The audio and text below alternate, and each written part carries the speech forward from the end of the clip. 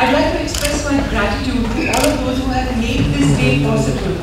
The Maxwell Bhavan, of course, with Hayo Seavers, Robin Malik, Farah Batul, and also all those others in the Bhavan who worked tirelessly behind the scenes to foster this event.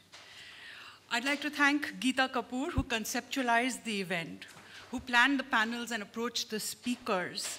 She's the curator for this day. And I'd like to thank both the Max Muller Bhavan and Geeta for wanting to host this event here, particularly because it would bring it closer to our students who would be an audience for this. Students, those of you who are here, since this event is here for you, I hope you will all participate in the day's proceedings and provoke and be provoked by the things that are said. The seed for this day's event was planned when Geeta had just returned from Kassel this summer and was discussing this year's or last year's edition of Documenta with Hayo Seavers at the Max Muller Bhavan. Hayo suggested that there could be a panel discussion about the Documenta, and this became a starting point for an itinerary that, as you can see, has moved closer and closer to home. Documenta was the starting point for this morning. But in the afternoon, we will consider the Biennale in Sharjah, and in the evening, the session is devoted to the recently concluded Biennale at Kochi, India's first. And again, I'd like to express my thanks to all the artists and curators and other workers who have come from different parts of India to participate in this event, which is an important moment of reflection and self-reflection for all of us. Today's itinerary is also going to be one that programmatically is designed to ask us to contrast different iterations of the idea of the big exhibition, different locations, different contexts, different positionalities, different meanings, and different publics. And as the day progresses, I'm sure we'll see this playing out. And I am sure we'll see tremendous contrasts for different exhibitions and what they are able to perform. We begin this morning by focusing on Documenta, that major exhibition that takes place every 5 years in the otherwise unremarkable German town called Kassel.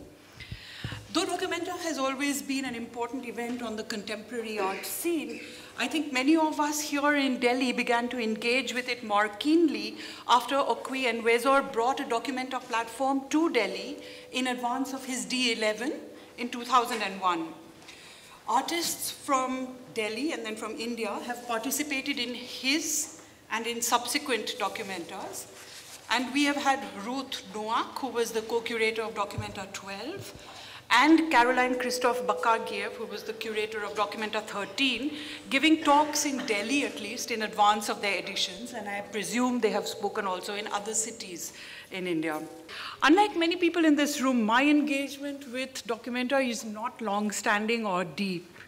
And it's only this past summer that I made it to Kassel and I saw Documenta for the first time. Now, I know that every Documenta becomes a hard act to follow for the next curator because these are such bravura curatorial statements. And for Documenta 13, I'd heard very mixed reviews. The artistic director, Caroline Christoph Bakargiev, had said repeatedly that her Documenta's concept was no concept. And I was prepared to encounter a free-floating, anarchic, anything goes kind of show. And instead, I found actually something that was like a symphony in its structure, where certain notes and themes kept recurring in very unexpected and melodic ways as you went through the city and its different venues. But the most strong curatorial statement that you could ever imagine any curator making, quite in contrast to her no-concept actually comes from the first few galleries that you're expected to see in Bakargiev's laying out of the Friedrichsianum, which is always considered the central classical museum, which is the center of any Documenta's statement. And here, when you enter the Friedrichsianum, you enter a vastly empty and resounding room in which, in this huge hall, All that you see is a very bare and small display of a couple of Julio Gonzalez's sculptures, as well as photographic representations of the display of these sculptures in the first Documenta in 1955. Now, these works, which were made in the 1930s, at the cusp of the rise of Nazism, at the cusp of an economic crisis in Europe, and which were then proscribed under the Entwicklungskunst designation, and which were then, as it were, recuperated by the first Documenta, which was an examination and an undoing of recent German history, is all signaled in this vast and empty room. On the other side, on the other wing, there is an equally vast and equally evacuated room, in which all that you see is one showcase, which contains within it a 5-page letter from an artist called Kai Althoff, who had been invited by the curator to participate in Documenta. And he writes a long and apologetic letter explaining why he will not participate. And it's not a question of conscience or objecting to the exhibition, but it's a sense of the tremendous pressures that are being placed upon him as an artist who is unable to think of something appropriate to make at this moment, and rather than make something inauthentic, he would rather just withdraw from the exhibition. Now, I think it's very interesting and also a little bit mischievous on the part of the curator to balance these two empty rooms, or almost empty rooms, which show artists suffering under different kinds of pressures and not being able to show their work as a result of these. And this itself, in speaking about what might have been the pressures on an artist in the 30s and what might be pressures on the artist in the 21st century, I think is an interesting set of, it's an interesting juxtaposition to play with, and she does play with it. But what you feel as you walk through this room is a kind of a breeze that pushes you along. And what not many people would have realized was that the breeze itself was an artistic installation by an artist called Ryan Gander. And the breeze actually follows you as you go through the rooms, and you enter a room which has a sound installation in which Tammy Wynette is singing again and again, "I'll just keep on till I get it right. I'll just keep on till I get it right." Now, after these rooms, you enter what is called the brain of the exhibition, which is a actually quite crowded room in the rotunda of the Friedrichsanium, which juxtaposes a number of very unlikely companions as artworks from different places, different media, different times, which pull signals in many different directions. You have, for instance, from the 2nd millennium BC, the Bactrian princess sculptures, which talk about artistic production in Afghanistan in very long ago. You have a set of bottles from Giorgio Morandi's studio, which would have been the subjects that he painted repeatedly in his still lives. You have objects that have been retrieved from Hitler's bathroom in his flat in Berlin.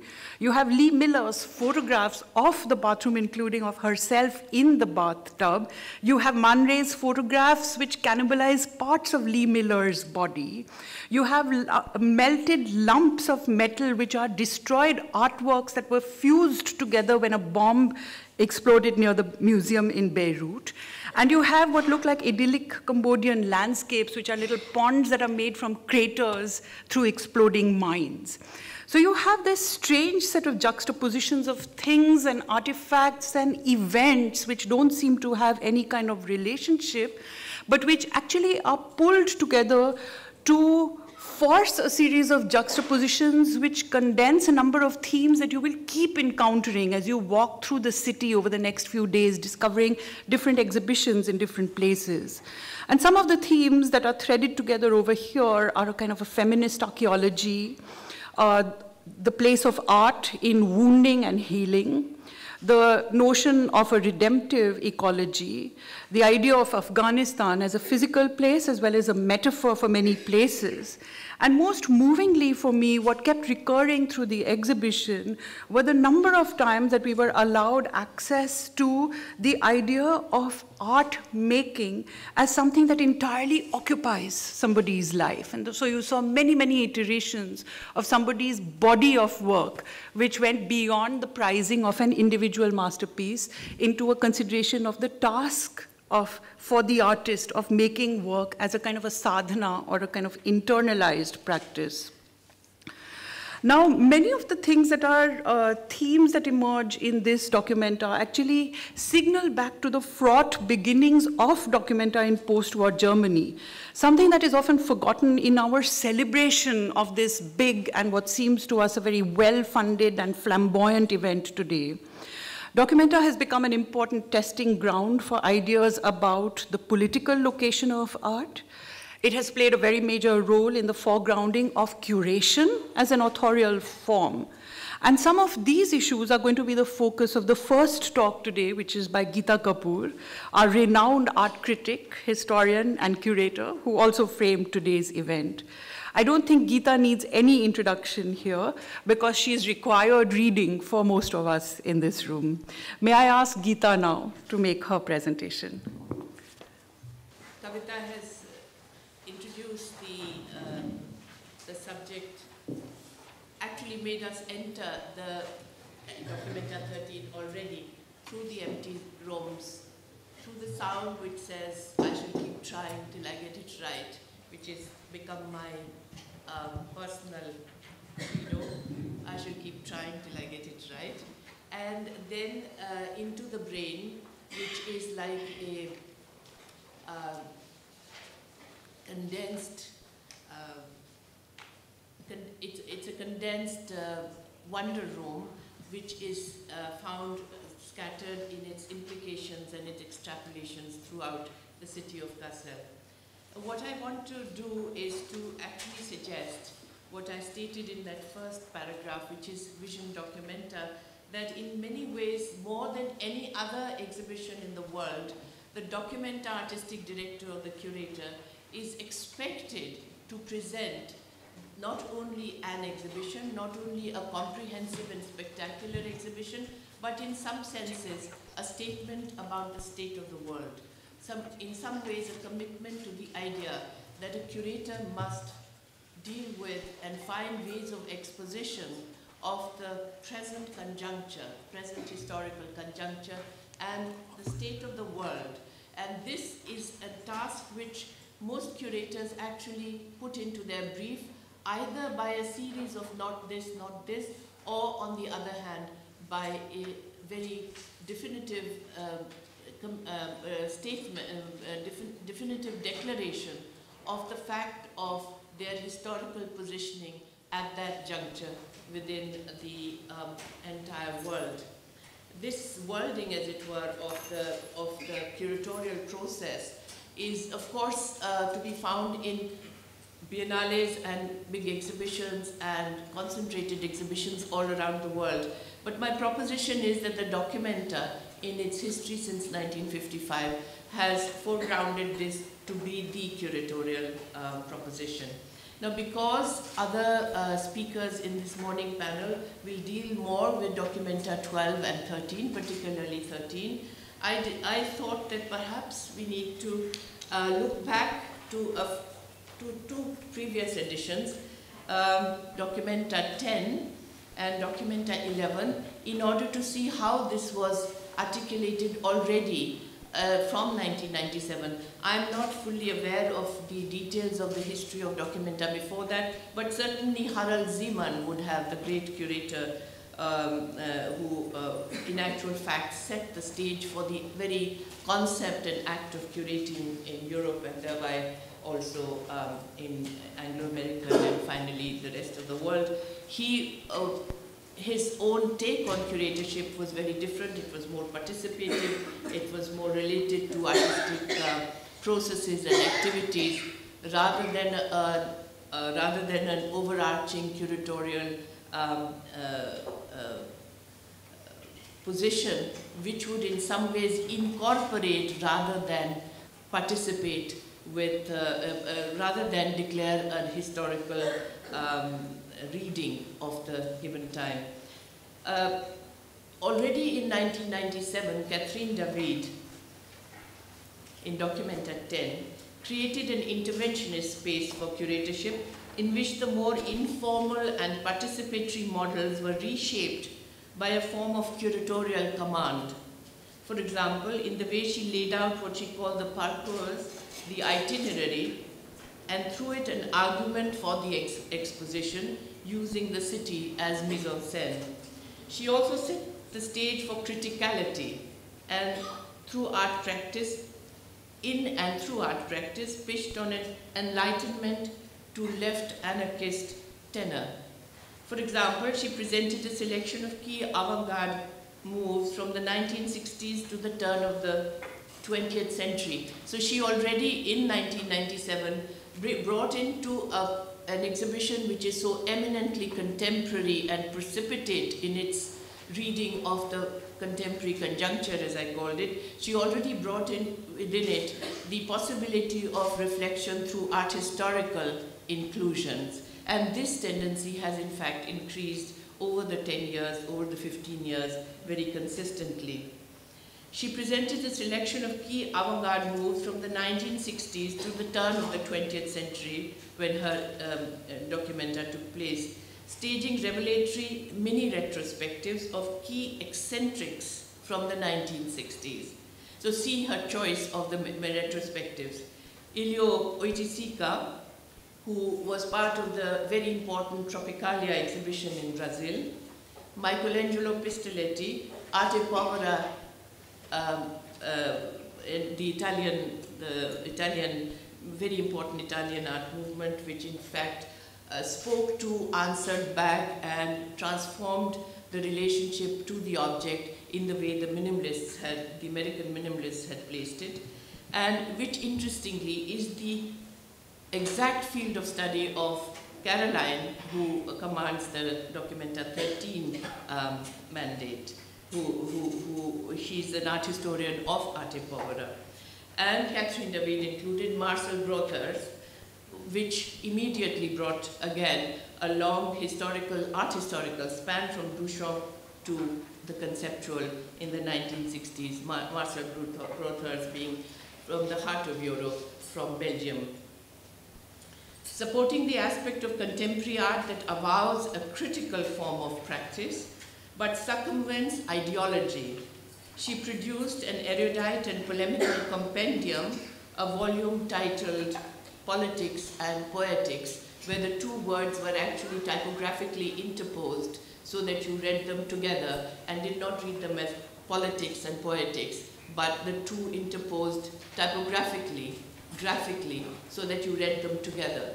And although the two terms, politics and poetics, are not new within the discourse of aesthetics, and certainly not in the 20th century, the way she structured the book was itself an indication, and I will just give you a very quick rundown of the contents of this enormous volume, which became the model, virtually, of the kind of volume that is expected to be produced in conjunction with and in support of the exposition and the thesis within the exposition, which can be extrapolated, of course, into a much larger frame by the written word and by the discourse that you can extend from it. In the contents page of Politics and Poetics by Catherine David, there were sections. There was Antigone, there was first Artaud, Return to Poetry. There was Antigone, and these were by different authors, and I'm not going to start reading that list. There was The German Problem, 1945. There was then Antonio Gramsci. Then Cities 1, Political Architecture in Italy, 45 to 67. There was Cassel, Hiroshima. There was then a section of post, in brackets, colonial. There was then Antigone 2. So I would like you to mark also the way she was interweaving the textual matter that she had commanded through the help of her colleague and friend, Chevalier, the philosopher. Antigone 2, and then concrete poetry. A section, Michael Foucault, of other spaces, and some subsection, Foucault's space and the architects. A section called the City Front, City is one, political architecture in Italy again, object, space, and politics. There was Cuba, Vietnam. There was post-colonial 2 again. There was world economy, the political potential of art, part 1. Invent yourself in the pop music industry.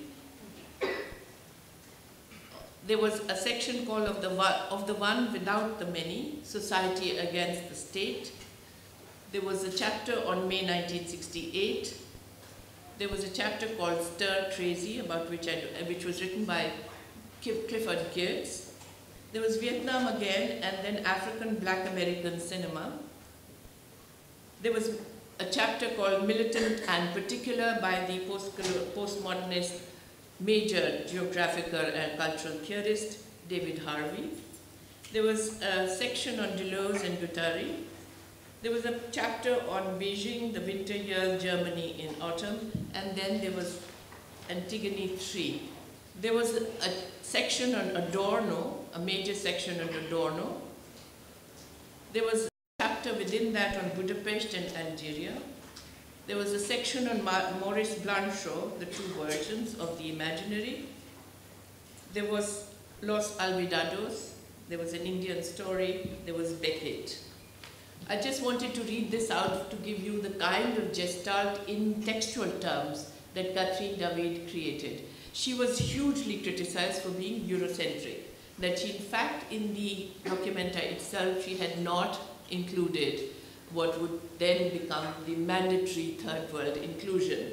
And she defended herself in rather poor terms, I must say, for an intelligent woman of her kind. She was an extraordinarily intelligent and sharp and intellectual curator, perhaps the one who set the pace for the kind of intellectual investment that the documenta has subsequently seen. And her curatorial project was indeed very ambitious. Arching over the actual artworks on display was something like a problematic or a meta-discourse on what critical contemporaneity might mean today. This made the exhibition a philosophic exegesis as much as a phenomenological experience. And the 100 days, 100 guests program of lectures every single day of the 100 days that the documenta runs drew in multidisciplinary and worldwide extrapolation on contemporary forms of criticality. This was part of her curatorial exegesis in the exhibition. This set the stage for all other documenta editions, and curators have found diverse ways of fulfilling such discursive ambitions. What Catherine David and Documenta 10 in 1997 did not do is also important. She remained aloof from cultural theory and third world post-colonial post-colonial politics, except in the volume, and except for a presentation of Latin American art, where Catherine David was well equipped to address especially Brazil. It is telling that soon after her much attacked highly European profile at Documenta 10, she made a long-term engagement with Arab art, producing severe and political forms of discursive exposition, as for example, turning over the entire building of the House of World Cultures in Berlin into a virtual symposium where absent Arab intellectuals set up a discourse on the state of their region and the state of the world. One of the severest, most discursive expositions, I believe, to have been presented in these past years.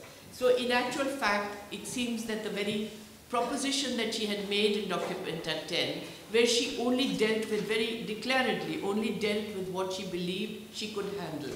That she was not, she said in a rather cheeky and silly manner, I am not a UN representative. That boomeranged against her in a very big way. But precisely because perhaps of the fact that she had that kind of criticality embedded in her Documenta 10 and was able to respond to the criticality that came about as a result of her discursive position, which seemed to clearly for the turn of the 20th century to be too Eurocentric. She made a very big move, and I think this itself might be the kind of impetus that Vision Documenta produces in curators, and that happened, I think, very much with Okui as well, who had a much more declared political line.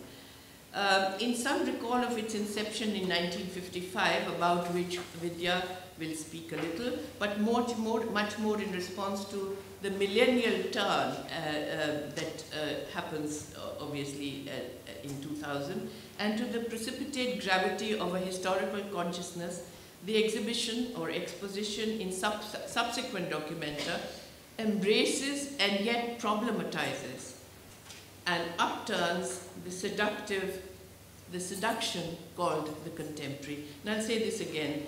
I think that what has happened in the subsequent documentas is to both embrace very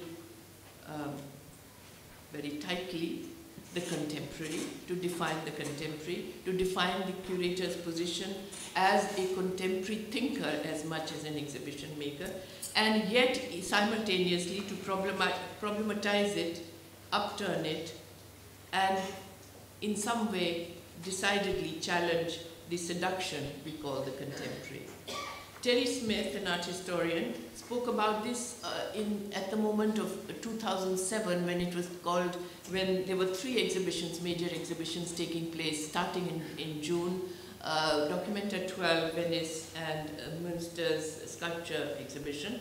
And this was called the Golden Triangle of exhibitions all coming together in that 1 year. Terry Smith says a demanding question that came up in his mind during this itinerary of the Golden Triangle: had the curators and their teams grasped the fact that the overriding concern, most proper to it as contemporary art, is the growing, alarming, and inescapable disjunction experienced by all of us living in the conditions of contemporaneity, between the small-scale, specific, yet fragile facts of our everyday lives and the accelerating incomprehensibility, indeed the often deadly incommensurability of competing global world pictures. If the curators had seen things this way, did they assemble works by artists able to display at least aspects of the extremely complex architecture of this dislocation,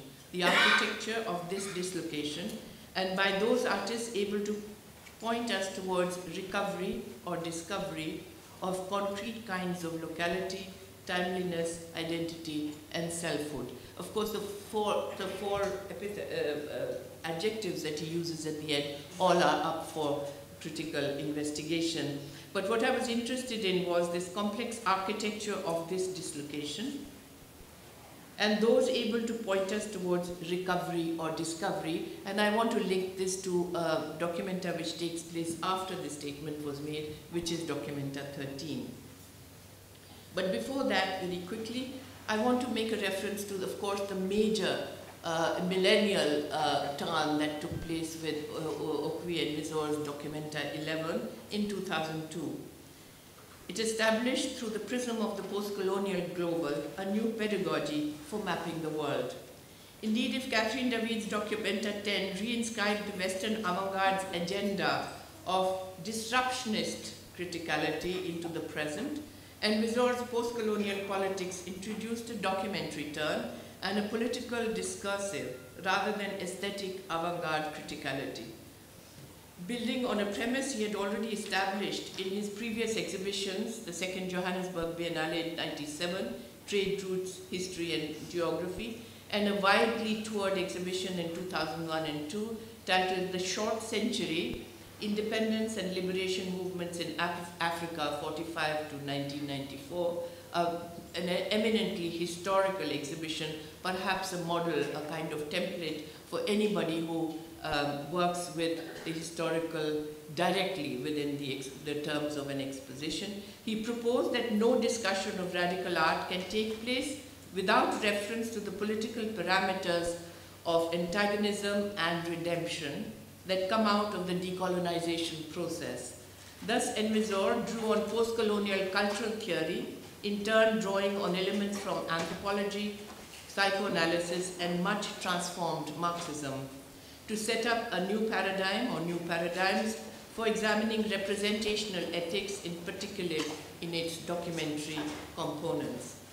It is then Envisor's project to determine a vantage point from which the project, in which to project the subject position of the formerly colonized. And the exhibition very systematically, very insistently worked with that proposition without allowing for the kind of wanton eccentricity which both Catherine David and Caroline Christophe Bargakiev have attempted as part of the kind of deconstruction process of a condensed and coherent discourse. And I don't have time now to in fact go into the kinds of issues that he dealt with, but perhaps just if I were to mention the 4 platforms that preceded the 5th platform, which was the exhibition at Kassel.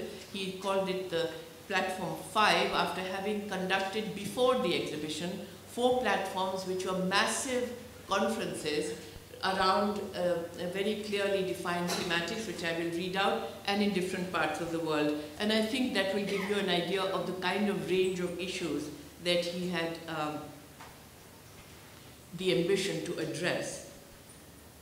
The first platform was Democracy Unrealized, Experiments, Democracy Unrealized, and it was staged in Vienna. The second, Experiments with Truth, which was staged in Delhi. The full title was Experiments with Truth, Transnational Justice and the Processes of Truth and Reconciliation, combining, as you can see, Gandhi's term, Experiments with Truth, with the ongoing process of Truth and Reconciliation Commissions in South Africa, which was being both very closely watched, critiqued, and which created both great utopian hope of another form of political reconciliation as well as great trauma for the people who participated in that. So it remained, and it remained in the symposium itself, and of course historically, a very vexed proposition, the Truth and Reconciliation Commission. The 4th platform was Creolity and Creolization, and it was held in the West Indies. And the 4th, Under Siege, 4 African cities, Freetown, Johannesburg, Kinshasa, and Lagos. So it was clearly both intercontinental spread of address as well as a whole range of ethical, political, and historicizing propositions. Now, very quickly, because this will be dealt with by other speakers, Documenta 12 by Roger Bruegel and Ruth Noack, partners but also working together as artistic director and curator, raised 3 questions. They did not produce a fully formulated concept note. They did not produce a large book. So in a way, it was a response to either a response of a nervous response or a response of another kind of mindset of art historians relating to the art process, not in the grand gesture that both Catherine David and Okwi had made, but with smaller gestures which accumulated in a very particular way. And though this, perhaps Documenta 12 was more vigorously, more brutally trashed than most other documentas, though all documentas get that trashing, they were considered to be too precious. And I think that what we want to consider is whether there is a place in an exhibition that claims a worldview which claims to become the moment where a reckoning takes place on both contemporaneity and contemporary art, whether there's a place for smaller configurations within a larger configuration, which add up then to another kind of meaning. They ask three questions. Is modernity our antiquity? Second question, what is bare life? And third question, what is to be done?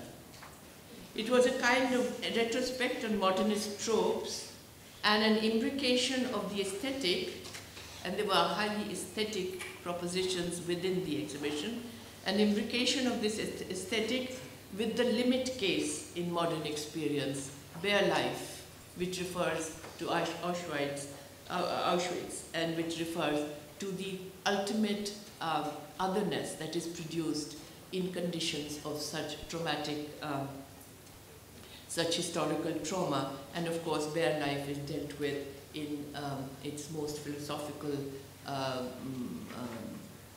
in its philosophical inquiry by Agamben. They positioned, and this Vidya will speak about, Walter Benjamin's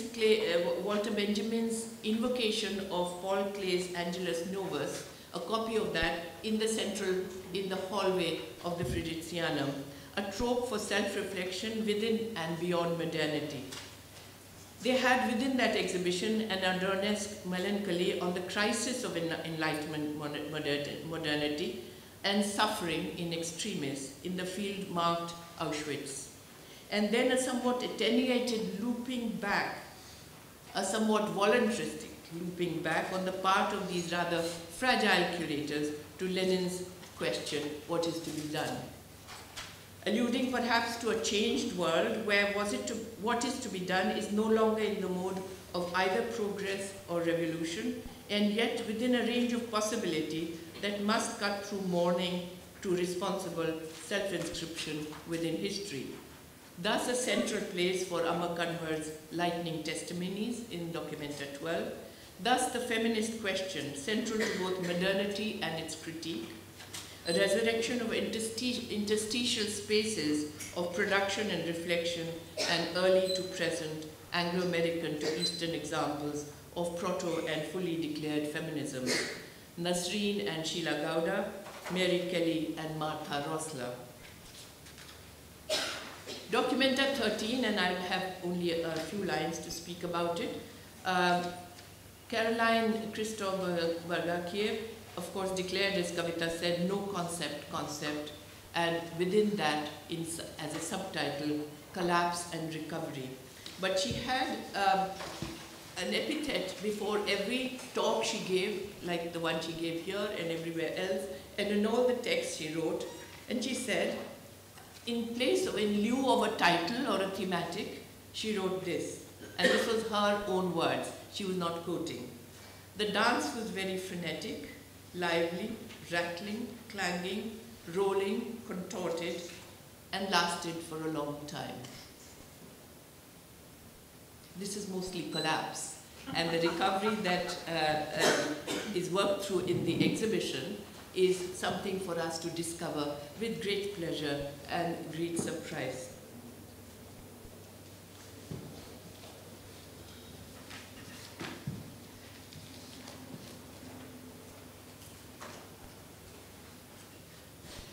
Caroline has the gumption, and she's a woman of great daring and gumption, matching Okui in a very different sort of way, matching him in terms of the kind of declarations he can make on behalf, in philosophical terms, on behalf of humanity, and in terms of a feminist claim to another kind of understanding of both history and ecology.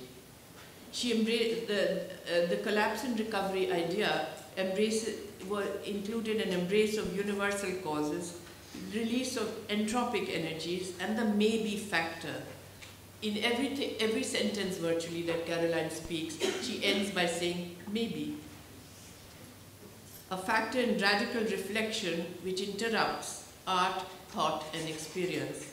From the heart of a punctual and combustive present, the contrary ruse of being both in and out of time time was proposed. The frenetic and the entropic, the dance was very frenetic. The empty rooms, to which Kavita alluded. I shall keep trying till I get it right, an assiduous, conscientious, knowledge-seeking, research-oriented curator. And then, within that configuration, this extraordinary little room called the brain. It was, in many senses, Caroline's brain as a curator. I'll stop here, and we will have, I think, a presentation more or less on documentation.